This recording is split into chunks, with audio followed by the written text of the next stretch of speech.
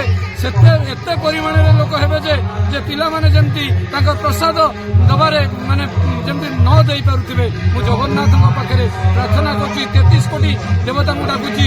କାଲି 29 ତାରିଖ ବିଶ୍ୱଯଜ୍ଞ, କାଲି ଶେଷ ଦିନ। ଏତେ ଏ ଯଜ୍ଞର ଏତେ ବିଶ୍ୱଯଜ୍ଞର ମାନେ ସମୟ ଲୋକମାନଙ୍କୁ ପରିବର୍ତ୍ତନ ଯଜ୍ଞର ଯେତିକି ନ କରୁଛନ୍ତି, କିନ୍ତୁ ପ୍ରବଚନଙ୍କର ବାବାଙ୍କର ତାଠୁ ଅଧିକା ପରିବର୍ତ୍ତନ। ନାଁ ବିଜୟ କୁମାର ସାହୁ, ଘର ପୁରାଣ ଶାସନ। ଯାହା ଜଗନ୍ନାଥଙ୍କର ଆଶୀର୍ବାଦରେ ତାଙ୍କର ଉତ୍ସବ ପାଳନ କରାଗଲା। 24 ବେଶ, 56 ପଉତି ଭୋଗ।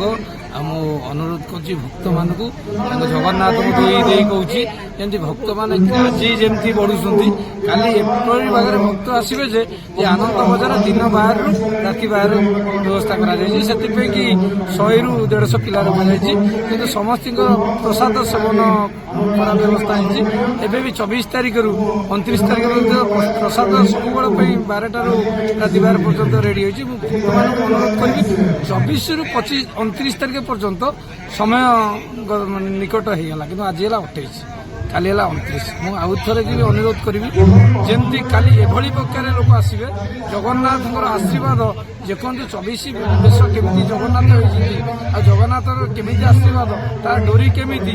ଏତେ ବର୍ଷ ହେଲାଣି ଜଗନ୍ନାଥ ଏଠି ସେଇ ଜଗନ୍ନାଥ ଥିଲେ, କିନ୍ତୁ ତାଙ୍କର ନିଜ କାମ ସେ ନିଜେ କରୁଛନ୍ତି। ଏମିତି ମହୋତ୍ସବ ଏ ଅଞ୍ଚଳ ଲୋକ ଆଶ୍ଚର୍ଯ୍ୟ ହେଉଛନ୍ତି। ନିଆଳି ନିର୍ବାଚନ ମଣ୍ଡଳୀର ଲୋକ, ପୁରାଙ୍ଗ ଶାସନ ଜଗନ୍ନାଥ ମହୋତ୍ସବ ଏତେ ଧୁମଧଡ଼କାରେ ଏତେ ଲୋକ ସଂଖ୍ୟା ଲୋକ ଆସୁଛନ୍ତି ଯେ ଆମେ ଲୋକ କଣ୍ଟ୍ରୋଲ କରିପାରୁନୁ। କିନ୍ତୁ ଏତେ ଯୋଉ ବିଶ୍ୱାସ ଭରସା ଥିଲା ଏତେ ଲୋକ ଆସିବେନି, ଏତେ ସହଯୋଗ ମିଳିବନି। ସହଯୋଗ ଲୋକ ସ୍ୱଇଚ୍ଛାରେ ସହଯୋଗ କରୁଛନ୍ତି। କିଏ ଚାଉଳ, କିଏ ଡାଲି, କିଏ କଖାରୁ, ମାନେ ମନକୁ ଇଚ୍ଛା। 10 ବର୍ଷ ତଳେ ଯୋଉଠି ଯଜ୍ଞଟି ହଉଥିଲା ଲୋକ ମାଗିବାକୁ ପଡୁଥିଲା, ଏବେ ଲୋକ ପଚାରି ଆସୁଛନ୍ତି କହୁଛି ମହୋତ୍ସବ କୋଉଠି ଯଜ୍ଞ। ଏମିତି ଠାକୁରଙ୍କର ଯେକୌଣସି ଠାକୁରଙ୍କର ଯଜ୍ଞ ହଉଛି ସେଠି କେବେ ନଟ ହଉନି। ଯେତେ ପ୍ରକାର ମାନେ ଭଗବାନ ସୃଷ୍ଟିକର୍ତ୍ତା ଯେ ଯୋଉ ଜାଗାରେ ଯଜ୍ଞ ହଉଛି, କିନ୍ତୁ କାହିଁକି ନା ଲୋକଙ୍କର ଗୋଟେ ବିଶ୍ୱାସ ହେଲା ରାତିରେ ଅଛି, ସକାଳେ